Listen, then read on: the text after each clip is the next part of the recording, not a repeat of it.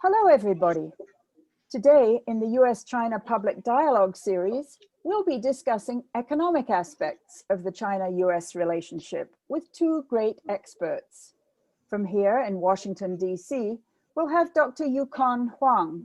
He's currently a senior fellow with the Carnegie Endowment for International Peace. But in years gone by, he was the World Bank's country director for China. And from Beijing, actually from Shanghai, we'll have Mr. He Weiwen, who's a senior fellow with the Chongyang Institute for Financial Studies at Renmin University in Beijing. And he's also the vice chairman of the Global Alliance of Small and Medium Enterprises. Both these men have extensive experience and have written lots of great articles and books on China-US economic relations. And I'm Helena Cobban. I'm the president of Just World Educational, a small nonprofit headquartered in Virginia, but I'm currently working from Washington, D.C. Today's conversation is the second session in the 2020 US-China Public Dialogue project that Just World Educational is presenting in collaboration with the Chongyang Institute for Financial Studies. Our partners at the Chongyang Institute will be releasing a Chinese language subtitled version of today's dialogue for audiences in China and worldwide, while we are releasing this English language version for audiences here in the United States and worldwide. And from our end, we're also archiving the English language version of these dialogue sessions in video, audio, and text formats on our website.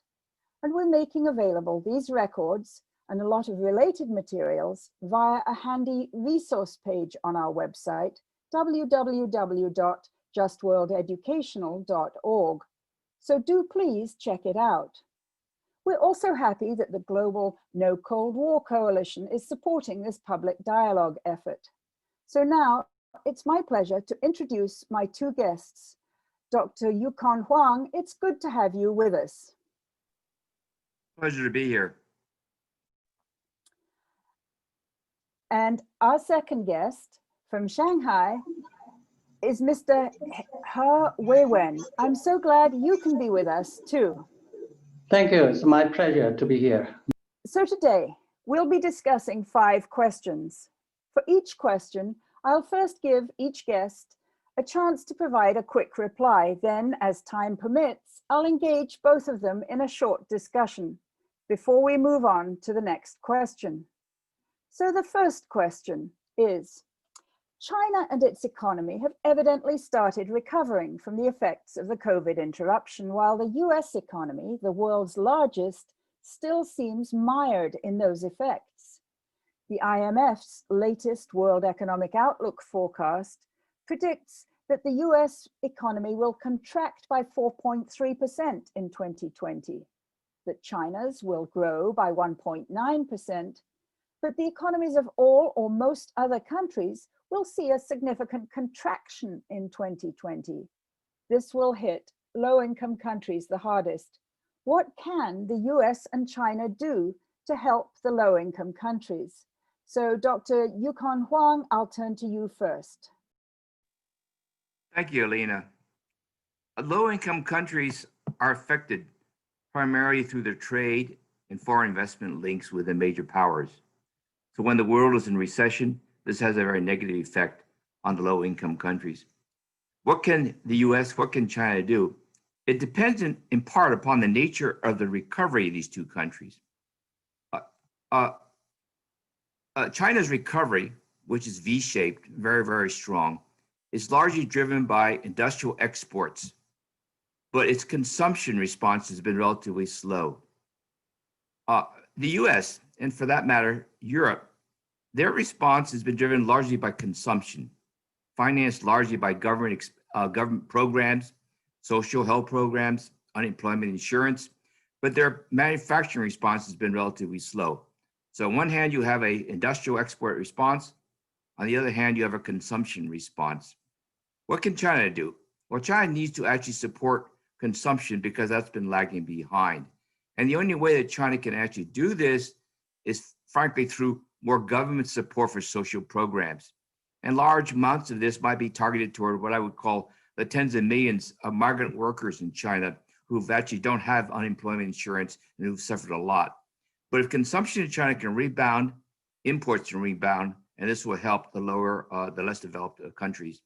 What can the U.S. do? And the major influence that the U.S. has is on world trade. And I think this is a very good time for America, for example, to basically put off what I call the punitive tariffs, which were launched during the trade war. Those tariffs have actually hurt everybody. It's even hurt U.S. manufacturers. And if you actually reduce those tariffs or got rid of them, it would facilitate world trade, and this would benefit the low-income countries. China's response is already benefiting many low-income countries in terms of increasing commodity prices, because many of these countries depend upon commodity prices. The last thing I would mention is about debt relief. Many low-income countries cannot afford to import more. They need to stimulate their own economies. There's a generalized debt relief program going on, which China is participating in.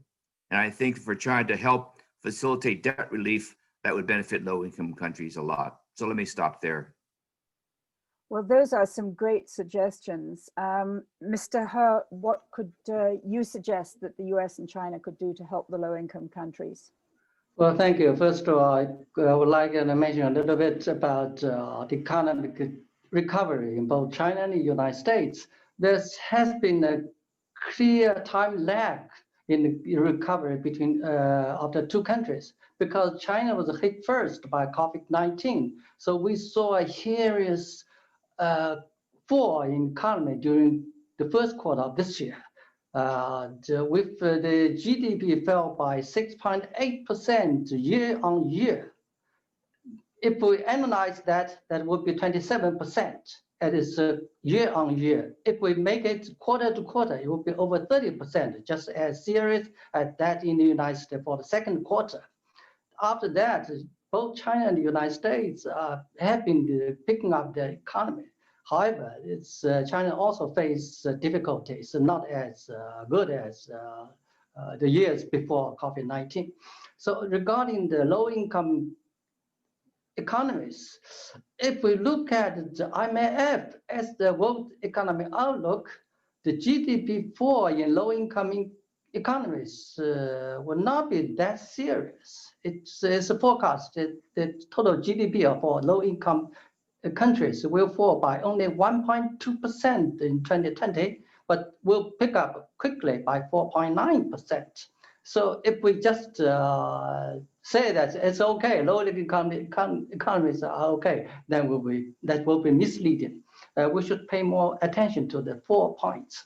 First, both China and the United States should work together to research and develop the vaccines to control the virus.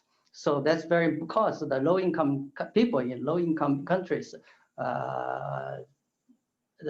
don't have enough financial resources and cannot afford to buy enough vaccine. So we should help develop the vaccine and make them public goods. Second, both China and United States should lower tariffs for those countries and encourage imports from them. Thirdly, we should also consider seriously about food aid if needed, because according to the United Nations Food Development Program, the people in hunger will be added. There will be another 130 million people added into those under hunger. So food aid should be ready in case of need. Fourthly, we should seriously jointly work for the debt relief, and including exemption and debt reschedule for those low-income countries. Thank you. Well, I am really pleased to have heard so many things similar. You know, both of you are actually advocating ending tariffs or lowering tariffs and ramping up debt relief. So it strikes me there's a lot of things that you if it was just up to the two of you, then things could really move and get a lot better for the low-income countries. I'm going to move on to question 2 now. Sorry, we have to just keep moving along. Washington has for many decades tried to shepherd global economic growth via the Bretton Woods institutions, the World Bank, the IMF, and so on. Now China has founded what looks like a rival institution, the Asian Infrastructure Investment Bank. Can these two sets of institutions work together? Are they doomed to compete? Or might they in some way divide up the world between them? So now this time I'll go to Mr. He first. Thank you. I think Dr. Huang is more in a position to to comment on this issue because he's an chief economist at the World Bank. To my understanding, as first, what is the Bretton Woods system? It's the core system is the world monetary system. It's the gold exchange standards. The dollar is pegged to the gold, and other currencies are pegged to dollar. But later, the dollar was delinked with gold, so they changed. So I think then after that, above that, there's an IMF as an umbrella to keep a stable world monetary system. That's Bretton Woods system. And then it's a World Bank for reconstruction after World War II for the world. And then 2 years later, that's all happened in 1944 and came to be in the 1945. Then 2 years later, GATT was reached. So later GATT was added to the system. So 3 pillars, IMF, World Bank, and GATT, later WTO today. So regarding the AIIB, I think AIIB and World Bank are complementary rather than instead of being a rival, because we say that the purpose and objectives of World Bank is not only for infrastructure, it's for, they have 4 objectives. But since late 1990s, they are most focused on debt, on the poverty reduction. They cover 7 different areas, including infrastructure. And in the investment infrastructure, especially in Asia, the loan, the amount was limited. And World Bank plus Asia Development Bank loans for infrastructure investment per year was about 20 or $30 billion per year. Dr. Huang, please correct me if my number is incorrect. But the potential need for Asia in developed infrastructure is about $800 million per year, according to the estimate by OECD. So we need a supplement investor. So Asia Investment in Infrastructure Investment Bank was formed to supplement that. And they can certainly cooperate because Asia AIIB follows the World Bank standards and cooperate with the World Bank. I remember that 1.5 years ago, on March 21st, 2019, and 2 presidents of AIIB and Asia Development Bank, Mr. Jin Lijing, Mr. Takehiko Nakao, had a meeting.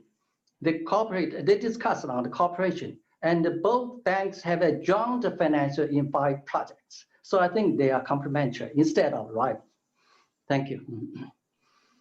Great. Well, thank you. Now, Dr. Huang, this is sort of your life's work practically, so love to hear your view on it. Well, let me go back a couple of years when the AIIB was created. And we have to look at what the global situation is regarding these international financial institutions. You have the IMF, and it's generally run by a European. The World Bank is basically headed by a US official as president. You have the Asian Development Bank, whose president is generally Japanese. So I think the interesting point that China wanted to make was that as the 2nd largest economy, they would like to have an international agency in where their president was Chinese. And as Mr. He indicated, there was a need for infrastructure financing in Asia, and not enough projects could be financed by either the Asian Development Bank or the World Bank. But the concern at that time was whether or not a so-called AIIB would be a Chinese bank. that it would not follow what I would call global rules and precedents. But that was in fact a concern which was unfounded, because when the AIIB was created, many of the advisors, the people who designed the bank, they essentially came from the US, they came from Europe. They're on loan from the World Bank and Asian Development Bank. So the rules and regulations of AIIB are actually quite similar to the rules and regulations in the World Bank and the Asian Development Bank. And it began in terms of financing by co-financing with the World Bank and the ADB. So they would share in terms of the financing and the design. And this ensured that there was collaboration between the AIIB and these other institutions. So I don't think this concern about splitting the world or creating two factions is realistic. There's one aspect of the AIIB that actually is not well known, and I think it's quite interesting. Today, there's more than 100 countries who are members of AIIB. The only two major economies which are not members is the US and Japan. Now, let me talk a little bit about the structure, the governance structure, which is interesting.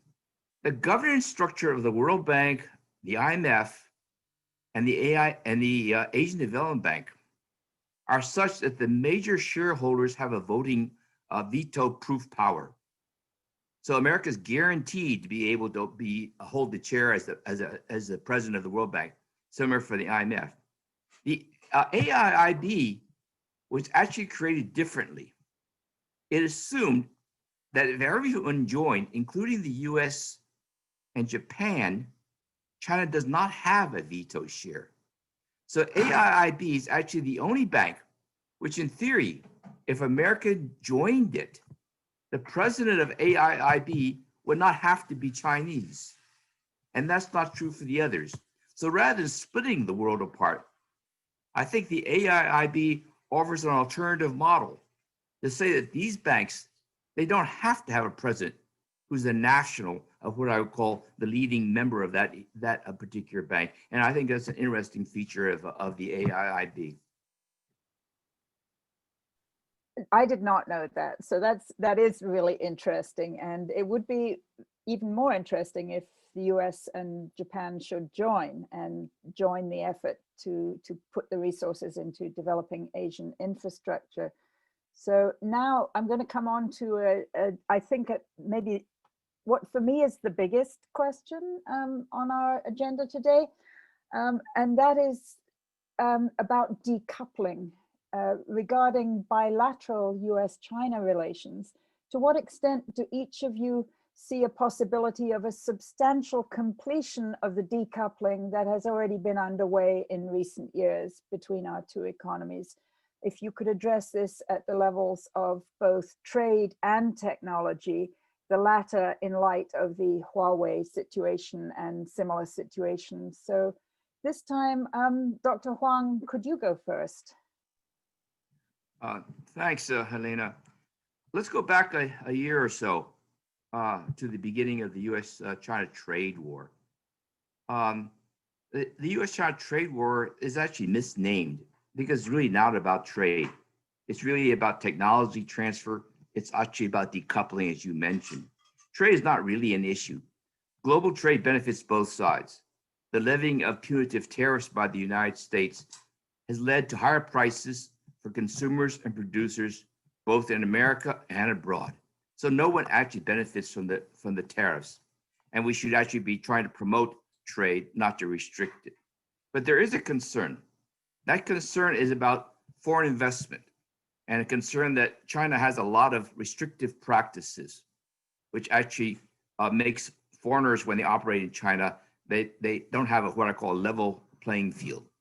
And I think that is a valid concern.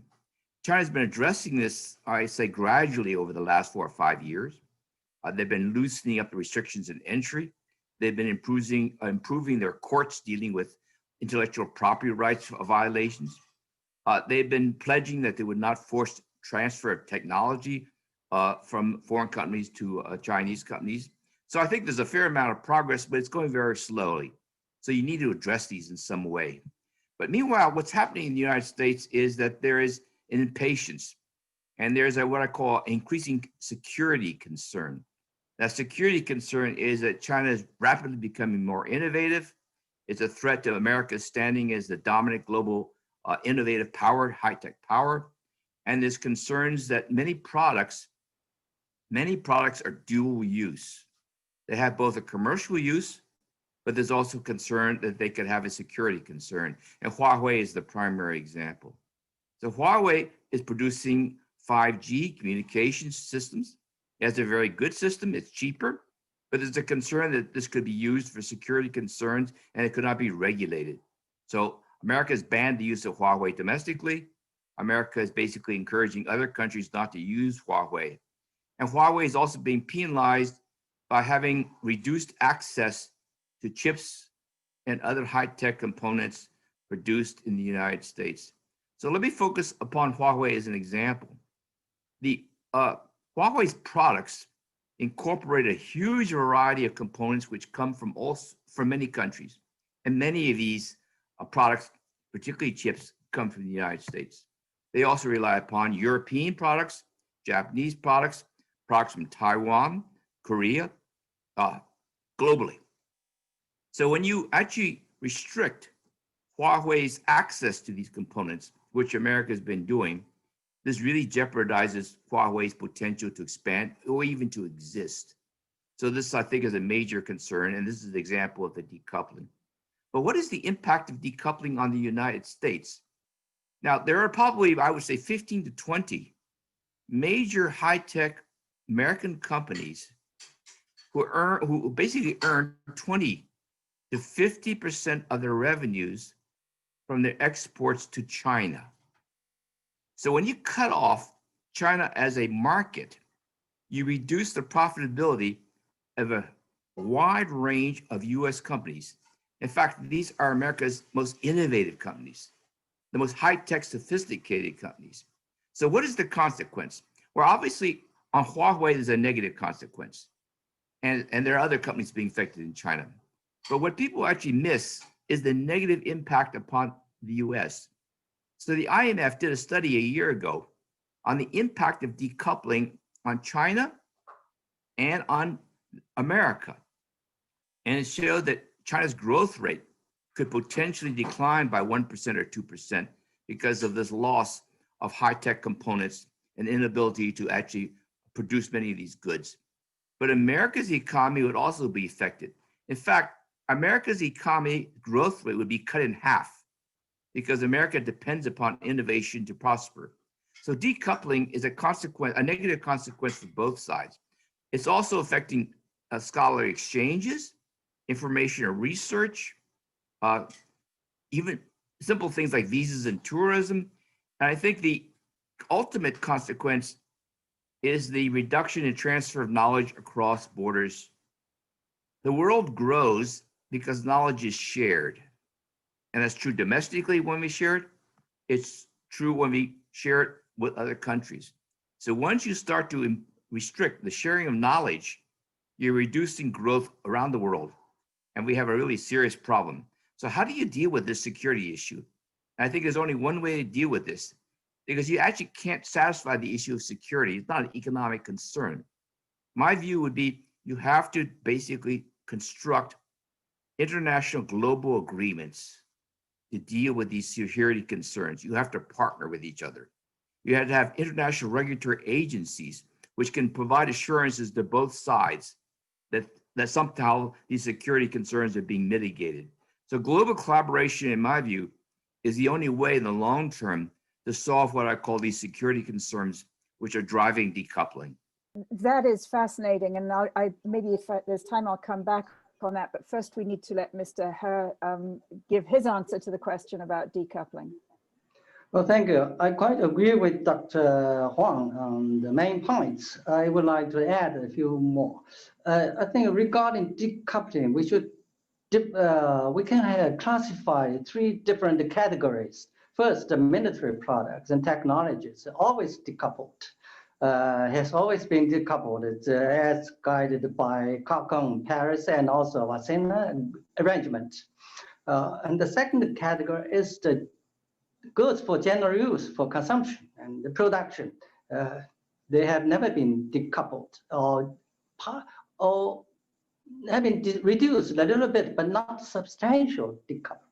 For instance, we said that for the first 9 months of this year, according to China's customs data, China's export to the US was 3% higher than the same period of 2017, 3 years ago, before the trade war started. And if we just look at the computer electronics and electrical equipment and apparatus, we're seeing that for the year 2019, China was by far the largest supplier to the US. In computer and electronics, China accounted for 37.6% of total US imports, larger than number 2, number 3, and number 4 combined, namely Mexico, Malaysia, and Chinese Taiwan. And regarding the electrical equipment and components and apparatus, China accounted last year 31.6% of total US imports, equal that of the number 2, number 3, and number 4 combined, namely Mexico, Japan, and Germany. So that will not change fundamentally. And third category is high-tech, sensitive high-tech, dual use, and for the concern of the US national security, namely Huawei and virtually ban of semiconductors export to China, not only to Huawei, but to China in general. So what will that lead? If we go to that lead, I say that the world semiconductor market was about $480 billion in 2018. And the United States supplied 48%, not the final products, but the source. And China accounted for 18%. If there's a total ban of US supply to China semiconductors, then US global share will be reduced from 48 to 30%. And according to Boston consultants, then later in a few years, maybe Korea or China will become the largest supplier of the world's semiconductor, and the United States will be the second. So that will be bad for the US. And also say that we say that the top 10 US semiconductor producers all have a large dependence share on the China market. The Skyworks solution had 80% dependence, and Qualcomm had 63%, and Broadcom had 52%. Even Intel had 23%. So if China market is lost, they will cut serious to their revenue and to their inputs of research and development. That will be crucial for them, because the key for them to lead the world in the cutting edge technology is a huge input in R&D. So if that is lost, America will suffer serious. So I think the important thing is China, United States should talk, because United States has no strategic confidence and trust in China, and nor does China have in the US. So we have to talk. And then not only the bilateral talk, we have to come into some agreement to avoid that worry. And also we should enter into multilateral agreement, because there's also some arrangement to guard against possible security concerns. And this should be one of the topics for the reform of WTO. And we should work together towards that instead of decoupling. Thank you. I was really interested to hear both of you again, echoing many of the similar themes, namely the idea that the tariffs hurt everybody. I mean, as a consumer here in the United States, I know they hurt me, but they hurt a lot of people at all sections of the market. But what I was really interested in was this idea that you need some form of a global regulatory agency to deal with the potential security concerns over dual use items. And I mean, my background is much more in security studies than economic studies, but it strikes me that there's a sort of a parallel here with the International Atomic Energy Authority, the IAEA, which was set up precisely to provide a sort of UN-based regulatory framework in which countries could develop their nuclear capabilities, their nuclear power capabilities, nuclear medicine, all the many uses, specific uses that there are for nuclear research and production, with some form of supervising and monitoring and verification that these are not being diverted to military use. So it's not an exact parallel, but I think it is a worthwhile parallel to have out there, that you could have, as both of you mentioned, some form of an international regulatory framework for these security concerns around the development of technologies which, let's face it, I would love to have 5G. You know, here in Washington, DC, it would be wonderful. And people around the world need these technologies, but there are these security concerns. So anyway, thanks to both of you for contributing to that discussion so well. We're going to have to move on to question 4. And this is just about Chinese holdings of US debt, mainly. Professor Chongyang of the Shanghai University of Finance and Economics has recently said that China will decrease its holdings of US debt, but it might sell all of its US bonds in an extreme case like a military conflict. How realistic is each of these apparent threats? So this time it's Mr. He is. Okay, thank you. This is an interesting question. I think this is only the personal comments or understanding of the professor. It's not the official position. I would like to make a few comments on China's on the holdings of the American Treasury bills. We saw that for the past 6 months, there has been a net selling of US securities by many countries, not China only. According to the Treasury Department's data, up to the month August, during the past 6 months, the 6 months ending August, that means on the basis of compared with the February, before the COVID-19 hit appeared. So the total world holdings of the US government official treasury securities fell by 142.8 billion. And out of the total, China accounted for 24.3 billion, 17% of the total. And Japan also was cutting down 1.5 billion, not much. But in the month alone, August alone, Japan reduced 14.6 billion, very large. And China is just one of them. In February, China accounted for 15.1% of total foreign holdings of US securities. And in August, China's share remained 15.1%. So this also, China's selling has been almost the same tempo as other countries. So not particular China selling for some political purposes. No, I don't see that. The real reason is the concern for the mounting US government debt, which the total debt is $26 trillion, much higher than total GDP.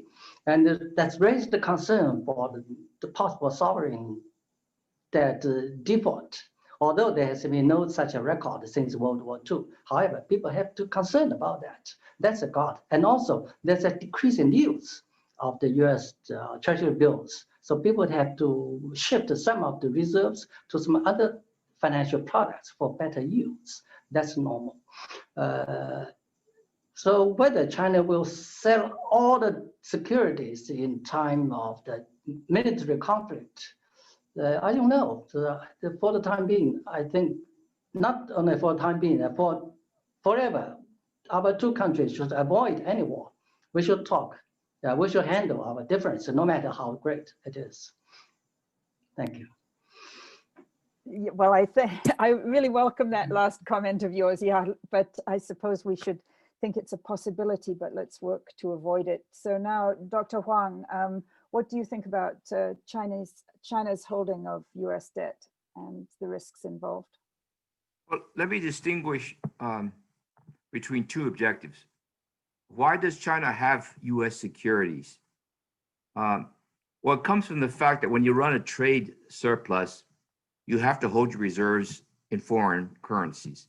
It's either going to be in dollars, euros, yen, gold, or other forms. And then you basically hold less or more, in part to diversify. And today, there's also additional concern because many people are forecasting that the value of the dollar is going to be declining in the coming years. Because America's budget deficits are now so large that its trade surplus in the US is going to, trade deficit, excuse me, for America is going to increase. And therefore, many people forecast a declining value of the dollar. And you can already see it. The renminbi has appreciated by 7% in the last 3 or 4 or 5 months. It's likely to continue to do so. So therefore, you basically decide that the dollar is going to decline. You might hold more euros, more yen, whatever, or more gold. That's one issue. But what I think the professor in Shanghai is referring to is what I call the nuclear option in terms of a trade war. That suppose America goes fully for decoupling.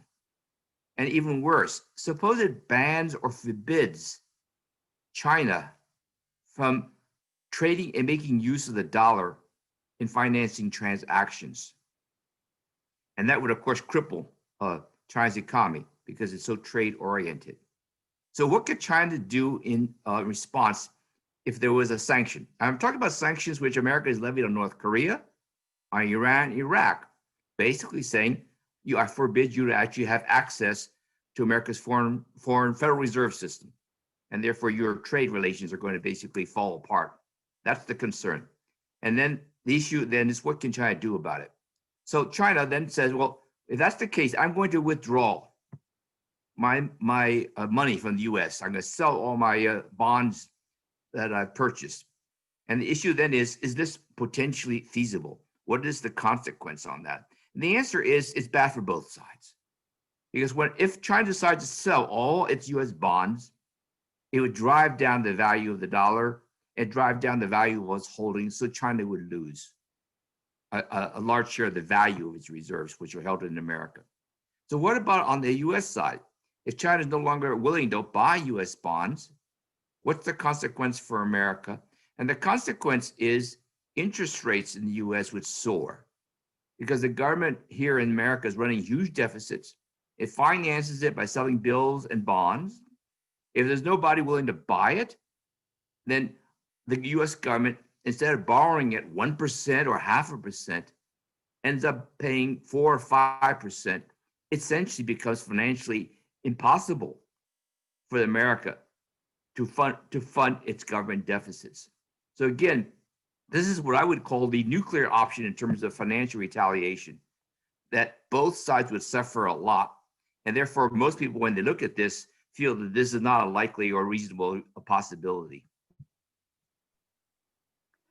I see why you call it a nuclear option. And yet again, we have a parallel here. It's sort of mutually assured economic financial destruction, it sounds like.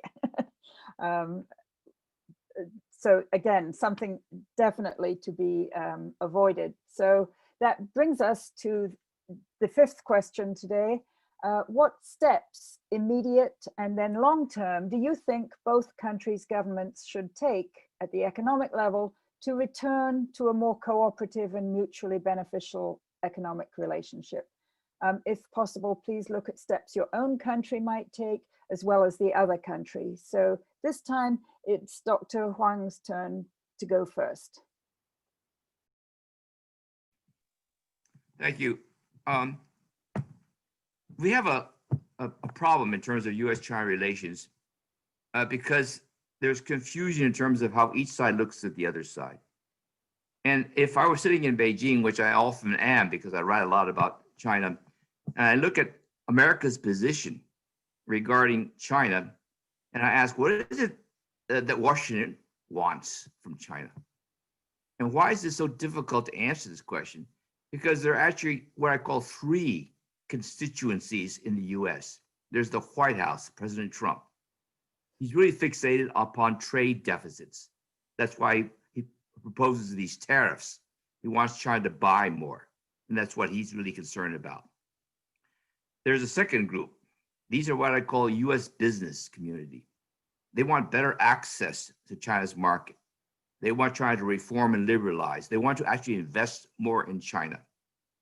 So let me just point out that there's a contradiction here. Because if China actually liberalizes and reforms, and more American companies go to China, this could actually lead to higher deficits because those companies produce more and they export back to the United States. So China has a bigger surplus, America has a bigger deficit. So this first constituency, the White House, American businesses, their goals are actually not necessarily complementary. Then you have what I call the third group. These are the foreign policy security people. And we just talked about them. They favor decoupling. They worry about China being a rising innovative power. They want to separate the two economies. Let's think about it. This group. Their views are the exact opposite of the US business community. The US business community actually wants to invest more in China. They want to integrate the two economies. But the security group wants to decouple the two economies. So you have a problem because these three groups represent US interests. And at any moment in time, their views may differ. And then China is difficult also. China wants to basically move up, become a more innovative economy. It wants to actually grow and has to deal with this US-China trade war. So in a practical sense, we have an election next week. If Biden wins, how will he be different? The Democratic Party is also quite negative in terms of its views of China. So there's actually not much difference between the Republicans and Democrats. But Biden, if he wins, would probably approach the issue differently because Biden favors forming alliances and having discussions to deal with these concerns. And I think that it's a lot more productive than what I would call the chaotic decoupling approach of the White House today. So I think that potential Democratic taking over the White House could lead to more negotiations. What would be a good vehicle for beginning those negotiations on these issues that we've been discussing? And in fact, there is one. It's what I would call a bilateral investment treaty. It's not this US-China trade war or the trade truce. It's a bilateral investment treaty which would address many of these concerns of the US business communities or others who feel like the two economies could actually get along, but there are policy issues that need to be addressed. And under President Obama, agreement on a bilateral investment treaty was actually quite close. But when President Trump came into office, he actually put it to the side.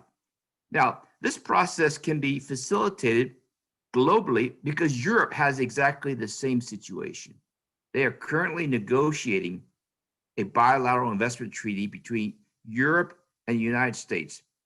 Now, these treaties, they actually address exactly many of these concerns that we've been talking about.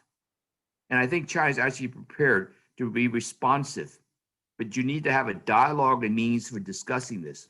So I would say a kind of collaborative discussion between Europe, US, China on some of these investment, foreign technology, decoupling kinds of issues is probably the best means of actually getting the relationship back on track. Let me stop here. Thank you. And Mr. He, what thank do you you. think? Yeah. Thank you. I think certainly we should, both China and the United States should lose no efforts to try to keep the economic cooperation going and even to improve it. However, without a sound, stable political relations, it is difficult to have a sound economic relations. So now China and the United States are in a very tense situation.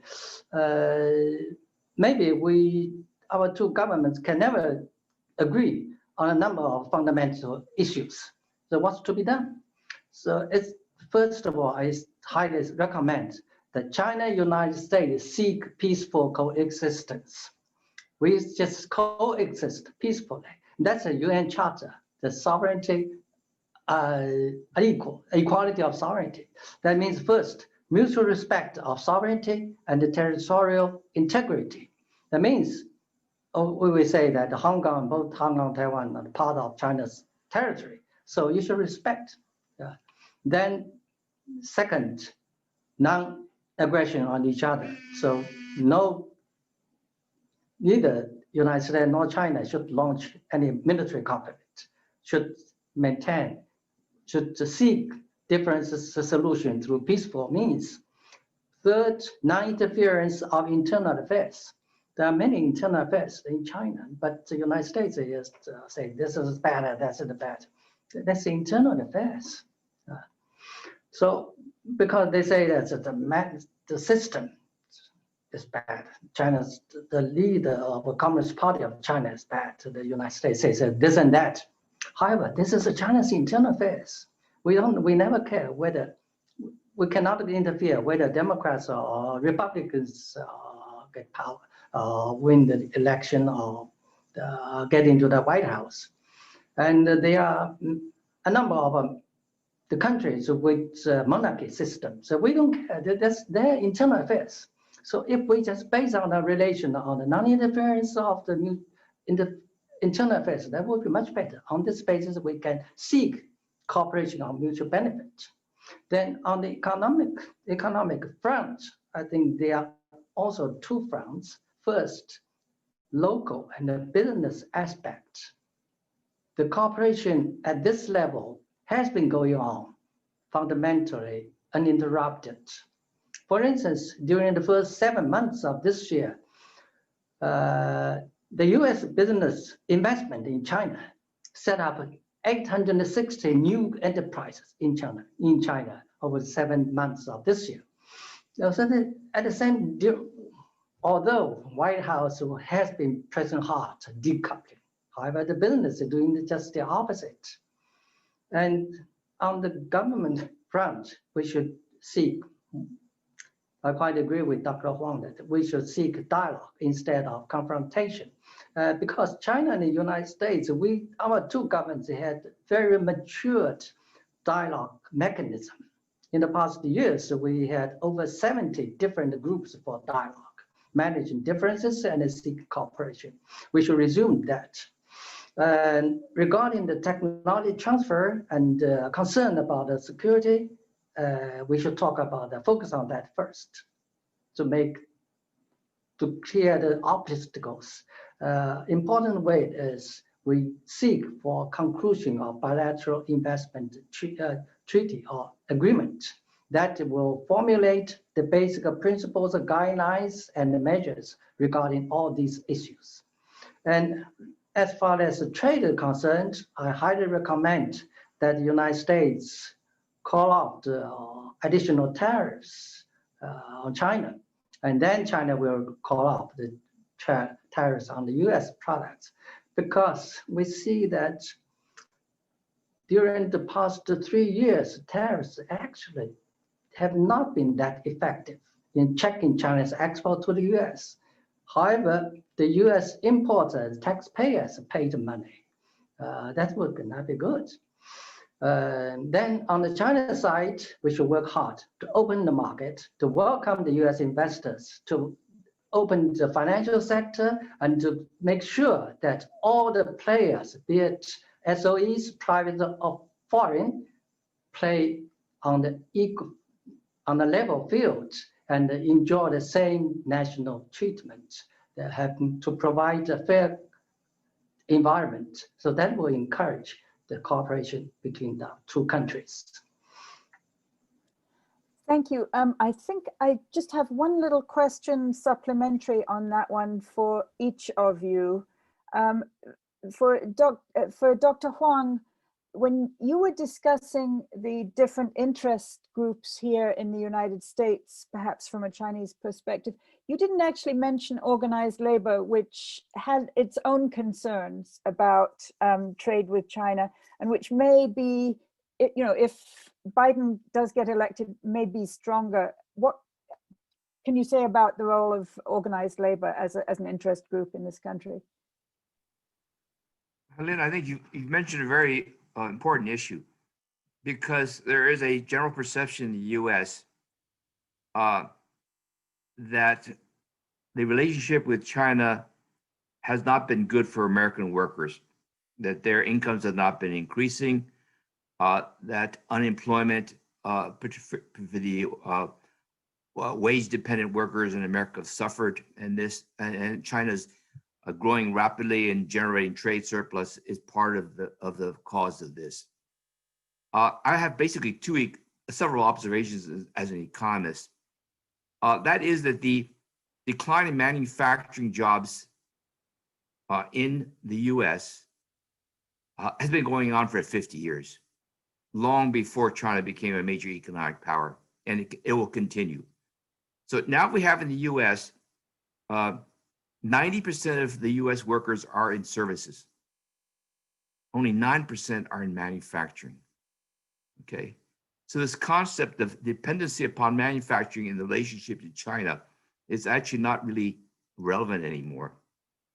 The major impact upon the decline in manufacturing workers in the U.S. is from innovation, not from trade with China. And we see this happening also in China. China today is more dependent upon services than manufacturing. China is actually losing more manufacturing jobs every year than the US is, because Chinese workers are moving into services. And that's the same situation. As the economies get richer, their workers go into services, they leave manufacturing. So we have this view in the US of industrial jobs, particularly in the Midwest. We see potentially China as the cause. It's not actually the cause at all. The cause is that as you get richer, manufacturing jobs pay less. You go into services. You ask our people when they get out of college, do they want to work in a factory, or they want to be an engineer actually anymore? No, they want to be in finance. They want to be lawyers. They want to be accountants. They want to be in entertainment, social, journalism. They don't want to be manufacturing. That's the way it is. Why? Part of the reason is they don't pay very well. So what can the U.S. do about this actually? And the answer, of course, is you have to have basically social programs that cushion this. This is not a China issue, it's an American issue. But nevertheless, there's the association of this. Let me just also end by saying, at one point, the argument was that how can American workers compete with Chinese workers? And their pay was so much lower. And the point I would also then make is Chinese wages have gone up 700% in the last 10 years. They're no longer actually cheap, actually, okay? It's those so-called labor-intensive jobs, which America is losing, they're not actually going to China. They're going to India, they're going to Vietnam, they're going to Mexico, actually. So this is a broader issue, but it's increasingly not a China issue. It's a different kind of concern. And for here in the United States, it's talking about retraining. It's talking about cushioning. It's also trying to move people into better jobs, rather than thinking and saying it's a China issue. It really is, increasingly is not a China issue. Thank you so much for that clarification. I thought that was really helpful. Mr. He, you were talking in your answer there about calling out tariffs. Were you talking about, what we would say, canceling the tariffs or reducing them? What do you think should happen with tariffs? I think first of all, in principle, the additional tariffs imposed by the Trump administration unilaterally should be removed because it's against the WTO rules. Although the USTR just launched a suit to the appellate body at the WTO just recently. We shall wait and we'll continue to work on that. That would be not good. But in the actual process, we should do it step by step. So the United States should promise to call out all the duties and the tariffs, and then China would respond to the concerns of the U.S. business, companies, and the government. We should do it step by step. And phase one is one step in this direction.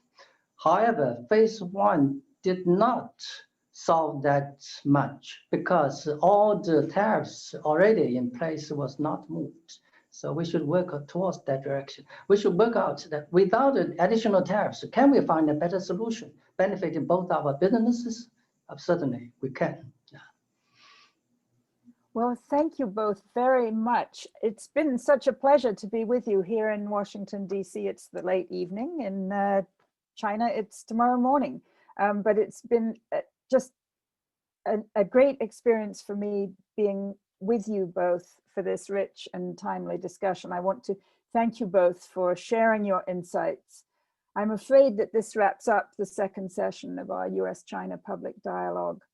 My board colleagues at Just World Educational and I are delighted that through this joint project, we can demonstrate to publics in the United States, China, and elsewhere that reasoned discussion of tricky issues in the China-US relationship is still very possible, and also to contribute perhaps through our discussions to laying out some fruitful pathways for further cooperation over the months ahead. Please remember that you can find out the latest news of what's happening with our project at the US-China resource page on our website, www.justworldeducational.org. So now I want to thank our two guests for the wonderful contributions you both made to today's globe-girdling discussion. Mr. He Weiwen, thank you so much for being with us. My pleasure, thank you. And please thank your colleagues at the Chongyang Institute for the great cooperation that they've shown working with us on this. And now Dr. Yukon Huang from here in Washington, D.C., across town, I guess. Thank you for being with us. My pleasure. Enjoyed this immensely. And I would also like to say a big thank you to all of our viewers and listeners. For Just World Educational here in Washington, D.C., this is me, Helena Cobban, saying goodbye and see you again soon. Keep checking back at our website for details of our upcoming programs.